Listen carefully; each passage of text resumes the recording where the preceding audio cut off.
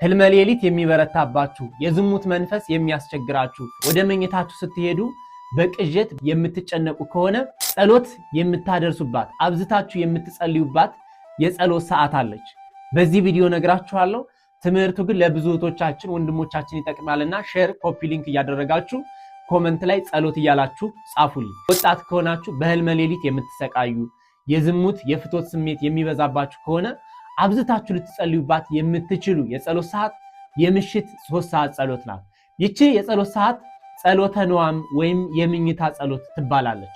ብዙዎች በሰላም ውለው በሰላም እንዲያድሩ ትጋትን የገንዘብ የሚያደርጉባት ከህልመ ሌሊት እንድንቆጠብ በስንፍና በኃጢያት በተንኮል በዝሙት ሌሊቱን እንዳናሳልፍ ከሚያስፈራን ከሚያስደነግጠን ከአጋንንት ስራትም እንድንወጣ አብዝተን የምንጸልይባት የጸሎት ሰዓት የምሽት 3 ሰዓት ጸሎት ናት። በዚህች የጸሎት ሰዓት ልታስቡት የሚገባው የመጀመሪያው ሐዋርያቱ ምስጢረ ቁርባንን የተቀበሉበት ክርስቶስም ምስጢረ ቁርባንን ያስተማረበት የገለጸበት ሐዲስ ኪዳንን የተቀበሉባት የጸሎት ሰዓት ናት።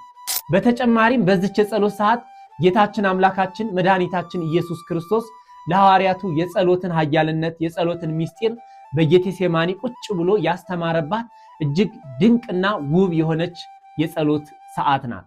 ትግሁ ወጸልዩ ከመ ይትባኡ ውስተ መንሱት፣ ወደ ፈተና እንዳትገቡ ተግታችሁ ጸልዩ አትተኙ ብሎ ለሐዋርያቱ ትምህርት ያስተማረባት ይቺ ድንቅ ሰዓት ተግተን እንድንጸልይ የታዘዝንበት በይሁዳ አማካኝነት ተላልፎ ለአይሁድ የተሰጠበት ሰዓት ስለሆነ ስለኔ ሲል ተላልፈ ተሰጠ መከራን ተቀበልክ እያል ተግተን የምንጸልይባት የጸሎት ሰዓት የምሽት 3 ሰዓት ጸሎት ናት። የዚች ጸሎት ኃያልነቷን ተረድተን ብዙ ወጣቶች ስልክ በማየት በስንፍና እንዳታሳልፉ አብረን በትጋት እንጸልይ ዘንድ ሁልጊዜም ምሽት 3 ሰዓት በቲክቶክ አካውንታችን አብራችሁን ጸሎት ማድረግ ትችላላችሁ። በሰባቱ የጸሎት ጊዜያት ምን እያሰብን እንጸልይ፣ ከመመገባችን በፊት የግዴታ ልንጸልያቸው የሚገቡ የጸሎት አይነቶች የትኞቹ ናቸው፣ የጸሎት ቅደም ተከተልስ እንዴት ነው የሚሉትን ዋና ዋና ጥያቄዎች ሰፋ ዘርዘር አድርገን ሰርተን ዩቲዩብ ላይ አስቀምጠንላችኋል። ገብታችሁ